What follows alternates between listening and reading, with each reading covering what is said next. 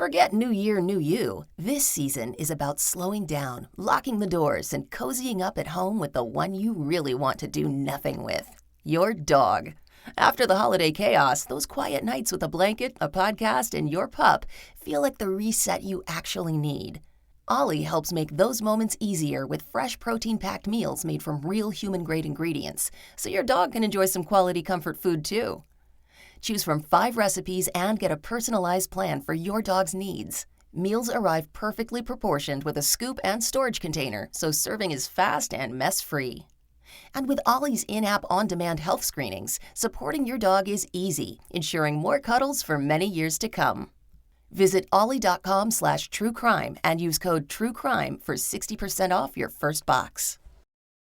Today's episode includes some very graphic and disturbing testimony.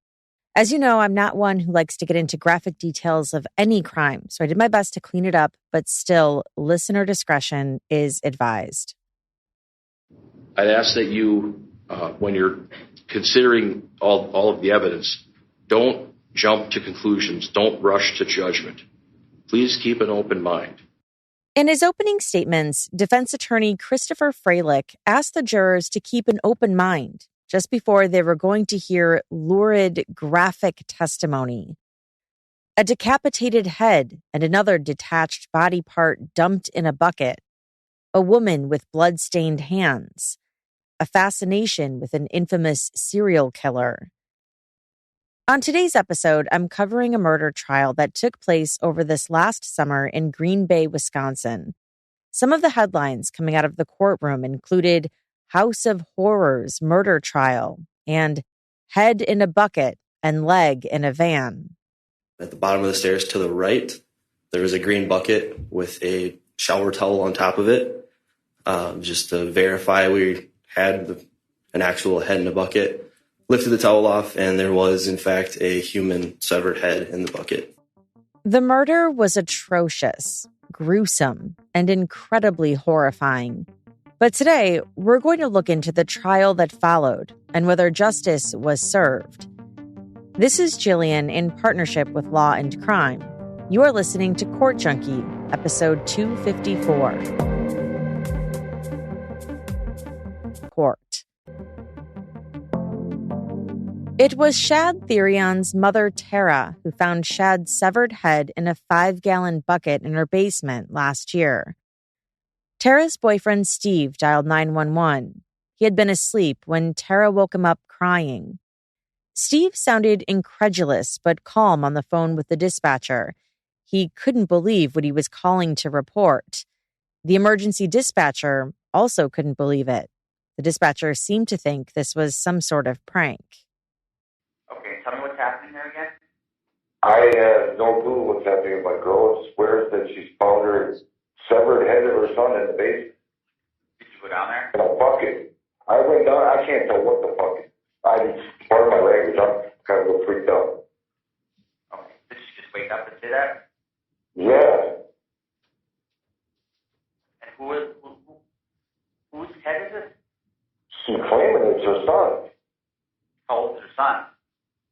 24, 20, 25. Has he been missing, or? No, he was here yesterday with some chick, and then now all of a sudden nobody's here. And she came up to use the restroom a couple times, and she keeps calling and calling, and now she's saying that she hears the phone down there too. So there's something in the bucket. There's something in the goddamn bucket there. Maybe it was a fake head. Maybe Shad's mother was hallucinating.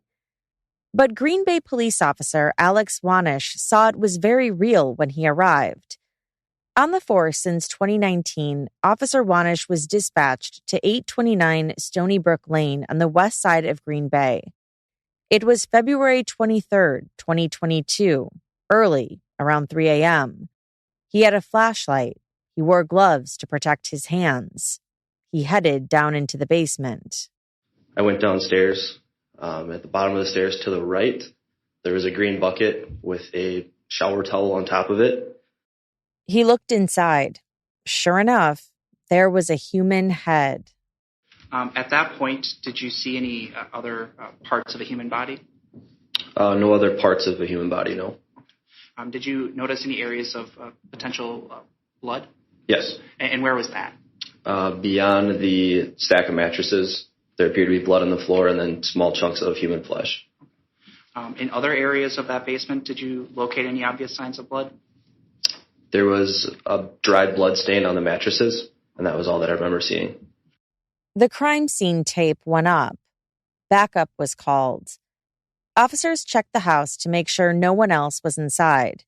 But there was no one else there, other than Tara, her boyfriend, and her 16-year-old daughter. 24-year-old Shad didn't live at Tara's house, but he was an occasional visitor, stopping by to do his laundry or grab food.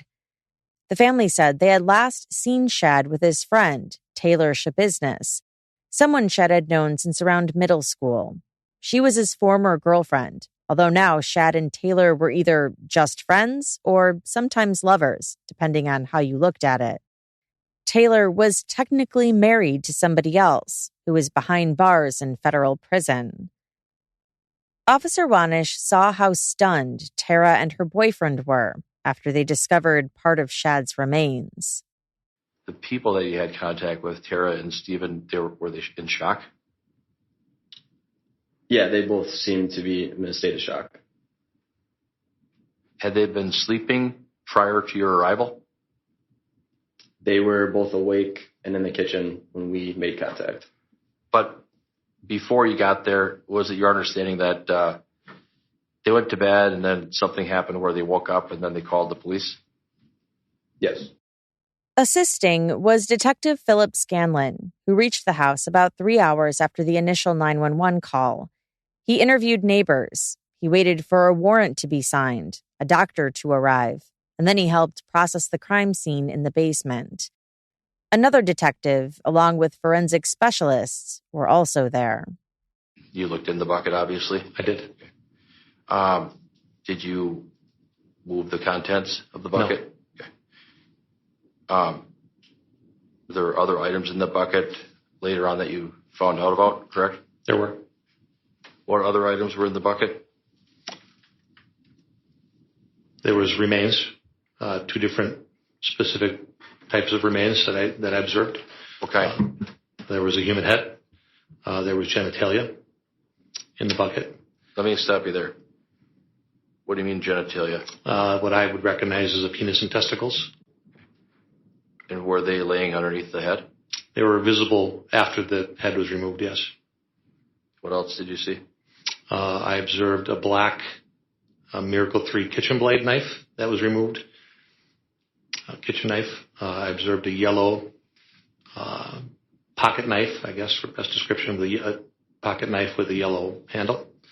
There was a head of a razor, like a shaving razor blade, a nail, a Jolly Rancher, and there was a flesh material that the doctor just described as a flesh material. There was a Jimmy Choo bag on top of an entertainment center, located in the same room. There was some red tissue and red tissue on the zipper and on the side of the bag. Okay. And inside the Jimmy Choo bag were different body parts, correct? There were. There was a lung? The doctor identified the object as a lung, yes. Piece of liver? He identified a liver. Patella tendon? The doctor showed me that and identified that. Pieces of skin or fatty tissue? Yes, sir. And there are lots of bags in there, correct? Mm-hmm. Yes. There was also a pink and black Under Armour backpack on the floor by the mattress, with more remains located inside. Did you find any evidence of drug use down in that basement? I did. What did you find down there? There was a methamphetamine pipe, or what I recognized to be a methamphetamine pipe on the entertainment center, and there was a green gem baggie with a crystal substance that I later checked out more thoroughly. He also found something that the prosecution would later say was the actual murder weapon, a dog collar. .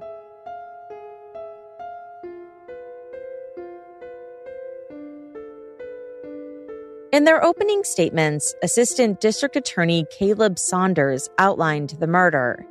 He said 25-year-old Taylor Schabusiness had strangled her friend, Shad Thyrion, to death with a dog collar. She then engaged in sexual acts with his dead body and then dismembered him using kitchen knives, all in his own home. So this case is really not a whodunit. You'll hear about the crimes that clearly occurred. You'll hear the defendant's statement saying, yep, I did it. And you have DNA evidence and other investigative tools that kind of corroborate everything else. So for this, the defendant's charged with the 3 crimes that the judge read off earlier. First-degree intentional homicide, mutilating a corpse, dismembering the corpse, and then third-degree sexual assault. But ultimately, the case comes down to choices and responsibility. The defendant made a series of choices, February 21st, 22nd, and 23rd. Choices to use methamphetamine, choices to kill her friend, Shad, choices to then utterly degrade him after the fact.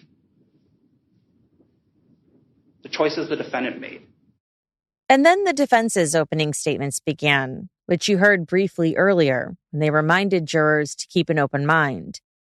Taylor had the right not to testify at her own trial, they said, although they left open the possibility that she might. The defense, like the prosecution, summarized what the jury could expect during the 4-day trial. Law enforcement, Shad's mother and her boyfriend, and other experts were all going to testify. Taylor was pleading not guilty by reason of insanity. You jurors are going to have to decipher the facts of what may have occurred or what didn't occur. But at the end of the case, we ask that you find our client not guilty on all the counts. Throughout the trial, Taylor Schabusiness sat next to her attorney, smirking and laughing at inappropriate times, as troubling evidence was presented against her. Once, she pretended to shoot the judge with her fingers, making a quick bang-bang motion. But all this was actually improved behavior for Taylor. Earlier, during a pretrial competency hearing, she sprung up and attacked her own attorney in the courtroom. Security had to separate them. That attorney asked to be removed from the case. Now, a different defense attorney, Christopher Freilich, was representing her. 2 armed deputies stood next to her, watching her every move. For Shad's family, they would have to sit through and watch Taylor's antics. In an obituary, they remembered Shad as a very kind and compassionate person who often thought of others before himself.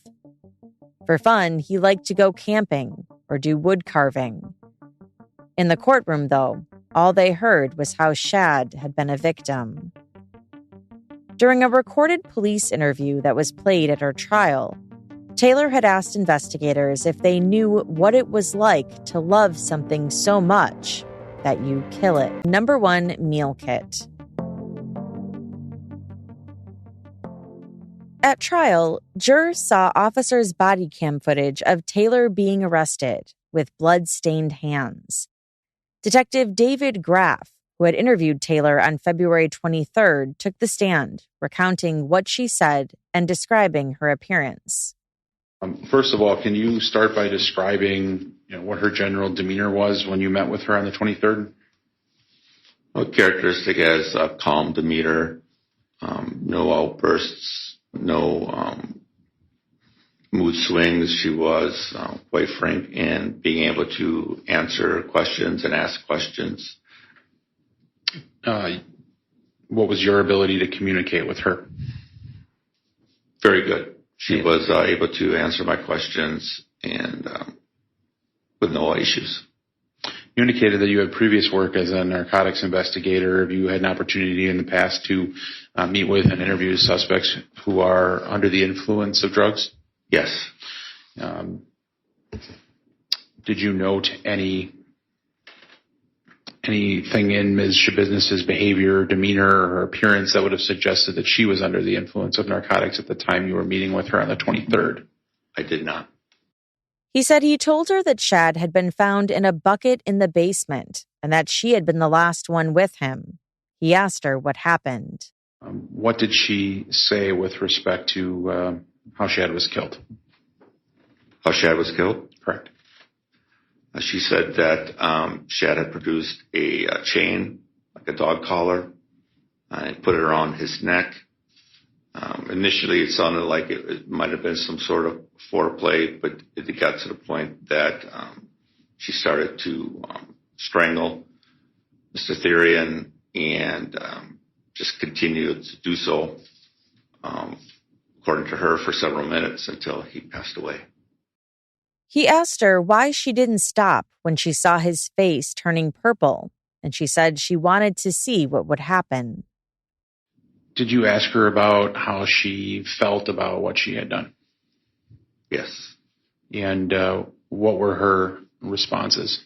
Objection, relevance, yes to elements, Your Honor. I think they're certainly relevant as to her intent. Overruled.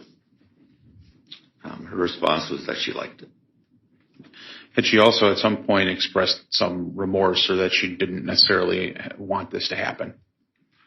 Initially, that was some of her comments, was that, it hadn't intended, but once she started to strangle Shad, that she found that she could enjoy it, and so she kept on strangling him. He said Taylor told him that the day prior, she and Shad had been smoking methamphetamine. He said she later told him that she had dismembered Shad's body and placed various body parts in bags. In addition to the dismemberment, did Ms. Schabusiness discuss with you anything else that she did with Shad's body after she had killed him? Yes, she did. And what was that? She described how she had sexual contact with the body. The trial's testimony was often graphic, especially when Dane County Deputy Medical Examiner Dr. Vincent Tranchita, who was providing coverage for nearby Brown County where Green Bay was, testified about Shad's autopsy. The manner of death? Obviously a homicide. The cause of death? Strangulation, he ruled, after seeing bruises on Shad's neck, eye hemorrhages, and his injured tongue. A significant force had been applied to the neck, he testified. The judge ordered the media not to publish the disturbing autopsy photos. Shad had been dismembered after death, not while he was still alive. Jurors saw a chart showing the mutilation of Shad's remains. I'm not going into details about the testimony because it's intense, but it's important to know that his body parts had been amputated in several places.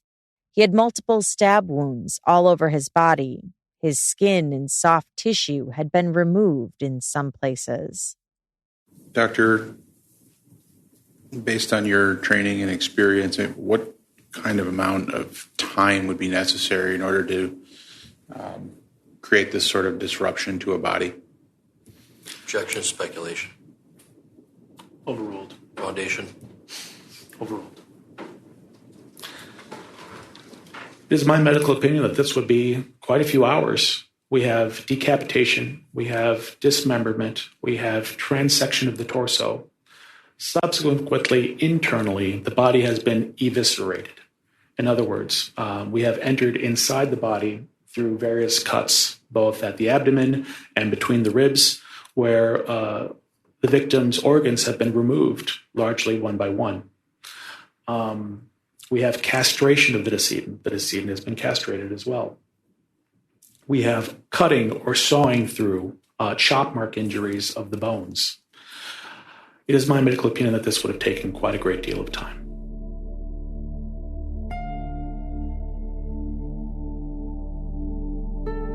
At Taylor's trial, there was mention of Jeffrey Dahmer, another Wisconsin native who was infamous for killing and dismembering his victims. Then Green Bay Police Lieutenant Jenna Liberta analyzed Taylor's phone and testified about searches she discovered. When you were reviewing the phone itself, the extraction of the phone itself on March 2nd of 2022, did you note any searches related to Jeffrey Dahmer? Yes. Was there one? Was there more than one? How many? 24 total. searches, such things like Jeffrey Dahmer, Jeff Boyardee, Jeffrey Dahmer's butt, Jeffrey Dahmer walking into court all sexy. And did you subsequently look for that same type of information when you reviewed the warrant return from Google? Yes. And did you find essentially corroborating or similar information when you reviewed the Google search warrant data? Yes, they were similar. She also told the court about photos she found on Taylor's phone. What is she doing in the photographs that are depicted in that report? She's got a cell phone next to her head. There's a picture of Jeffrey Dahmer on the screen of the cell phone, and she's taking a selfie with it and smiling like they're taking a selfie together. And what is the date of that photograph? That was February 12th, 2022. In their closing arguments, the defense argued that no eyewitnesses saw Taylor kill Shad. Yes, Taylor herself had admitted to killing him during the police interview, but could the jury really believe anything she said? She did say during the interview, I can't think right now. I'm effing nuts. She said that she was up all night, that the body would rebuild itself. She said weird, odd things. Consider her credibility. Consider what she says. Consider what she said to Detective Groff or Detective Scanlon. She said stuff, I would submit, that she said things that didn't make sense. She says, I have no idea to some of the questions that the detectives asked her. Was this an accidental death? Did Taylor Schabusiness kill Shad Thyrion? Was there intent to kill Shad Thyrion? Did Taylor Schabusiness have the mental purpose to kill Shad Thyrion? Different theories, different things for you to think about. The defense also downplayed Taylor's phone searches about Jeffrey Dahmer. Young people, they like their phones and they look up things on the internet for a variety of different reasons. Shock value, curiosity. But we have a situation here where Taylor did do some searches about Jeffrey Dahmer. I would submit that that's a ruse, that doesn't necessarily mean anything, and that people search the internet for all kinds of things on the internet, and that it's for shock value. So that shouldn't really play any part in this case. I would ask that you discount that and set that aside. Meanwhile, the state argued this was a straightforward case. Taylor Schabusiness was clearly guilty.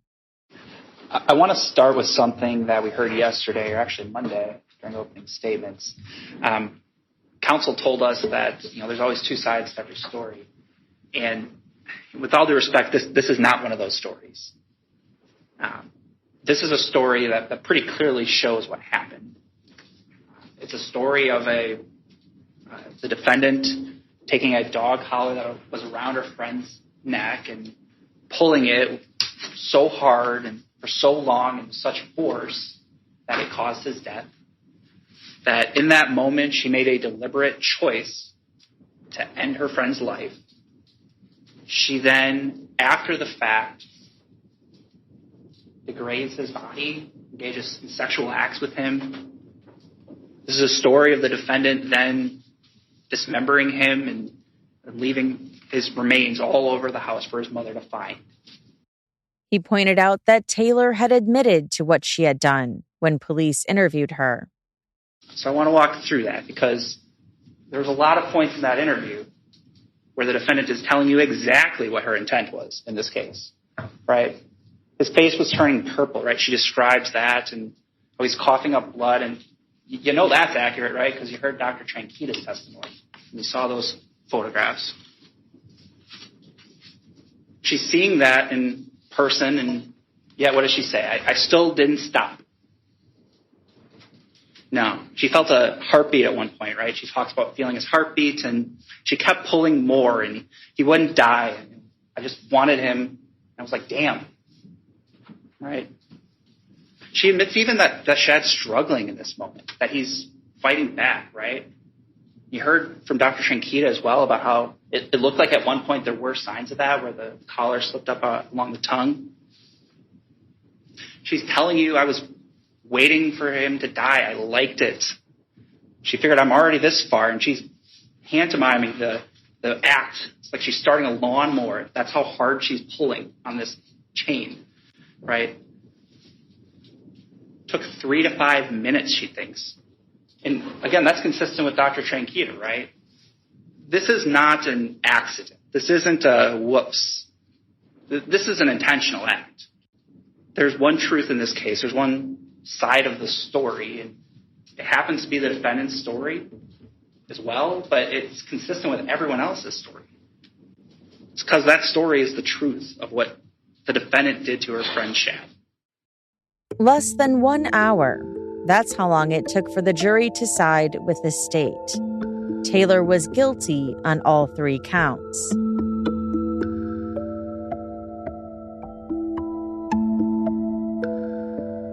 The jury had found Taylor Schabusiness guilty of first-degree intentional homicide, third-degree sexual assault, and dismembering a corpse. The same group of jurors now had another decision to make. Should Taylor not be held legally responsible for those crimes because she was mentally ill? The burden does shift to the defense in this particular case. We're in phase 2 now, and the burden shifts to the defense, to me, to ask you to consider whether the defendant, Taylor Denise Schabusiness, is responsible or is not responsible by reason of mental disease or defect. The defense called forensic psychologist Diane Lighton, who evaluated Taylor and believed her mental disease prevented her from controlling her behavior. She said Taylor had been diagnosed with a thought disturbance, bipolar, and severe depression with psychosis by the age of 14. She also explained how Taylor's mental illness played into her courtroom behavior. She's been described as smirky. Smirky. She has inappropriate, grinning, weird grinning when she's talking about the crimes. People have interpreted it to be like laughing at what she did. At times, in the jail, with evaluators, with me, at times, briefly, it's very strange. Other times looking, I can mimic it, very scowly. A lot of people interpret it superficially to be grinning. Grinning at all, but getting a kick out of everything. Not me. Based on my experience and training, that's a psychotic person right there. That's what's causing this really weird, bizarre. And I'm telling you, to me, it's off the scale. 32 years. I've seen a lot of psychotic people, bipolar, psychotic, manic, and I just haven't seen very many like this. Very exceptional, very exceptional. The defense also called other witnesses, including Taylor's dad, who testified about her mental state and her childhood issues. Arturo Coronado wore an orange inmate suit and handcuffs when he took the stand. He was serving time for second-degree sexual assault of a child, according to media reports. Arturo's testimony made it clear Taylor had suffered loss in her 25 years. Her only sibling, a brother, had died the prior year in a motorcycle accident. And he said she was only 11 when her mother unexpectedly died in her sleep after an illness. Did her mother's death take a toll on Taylor growing up? Of course, her father said. After that occurred, did you see any changes in Taylor's behavior, first of all? She was a little rambunctious. Nothing. I mean, she played volleyball. She had a good amount of friends she hung out with. She was a normal kid. Did things change at all for her? I wouldn't say too much. She got in trouble a little bit at school, but I don't know, something with a band instrument. What happened with that? Oh, she just took somebody's band instrument and then returned it, but nothing major.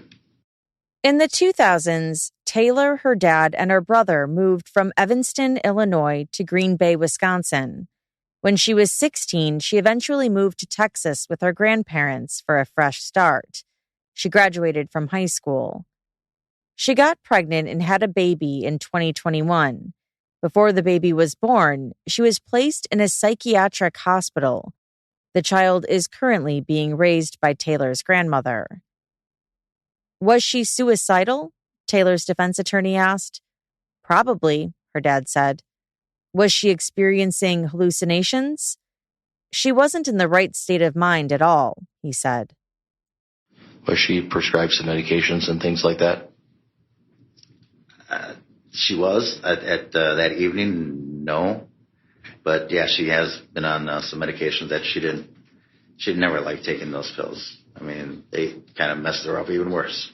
Did they cause her to hallucinate or cause her to have I think it all started with a Seroquel that was taken, back, I don't understand too much about those prescription drugs, but they never agreed with her at all.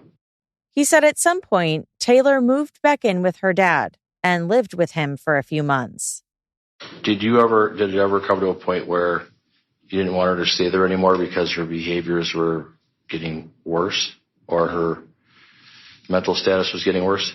No. I love my daughter, so I'll do whatever it takes to help her out.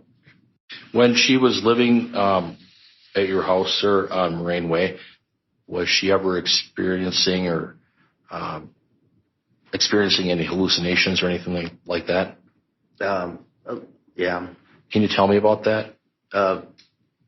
Just know that she wasn't in the right frame of mind. Kind of see things. She'd like to walk around, and we take a walk, cemetery, just right down the street. But she just needed, just to kind of get out and walk around and, I guess, ease her mind. Did you have concerns about her from a physical or mental standpoint? Always. Okay. Always.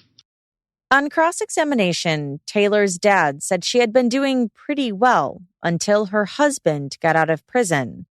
Drugs played a big role in her downfall, he said. So Taylor was doing pretty well, and then she started using the drugs. Yeah.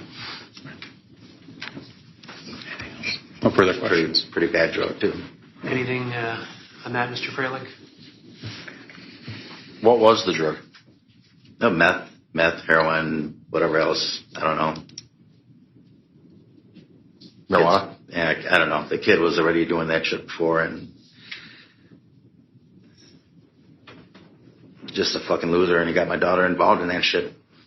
When Taylor's dad left the stand, the guards escorted him out of the courtroom and back, presumably to his jail cell. When he walked past Taylor on his way out, he told her, "I love you." "I love you," she answered back. "Go Bears." The prosecution challenged the defense's experts that Taylor was insane and called their own experts to the stand. They argued that Taylor wasn't mentally ill just because she was on meth or just because she did something so grotesque.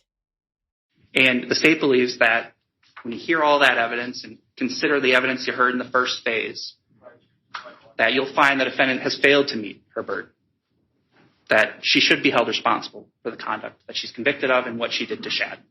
The state called psychologist Matthew Seipel. He had previously testified that Taylor was competent to stand trial. For his second time testifying in the courtroom, Dr. Seipel had interviewed Taylor again and reviewed her records. Doctor, when you were reviewing the records and ultimately when you had to come to an opinion in this case, had you encountered prior diagnoses that had been assigned to Ms. Schabusiness at various points in time? Yes. Were you aware that at some point in time she had received a bipolar diagnosis?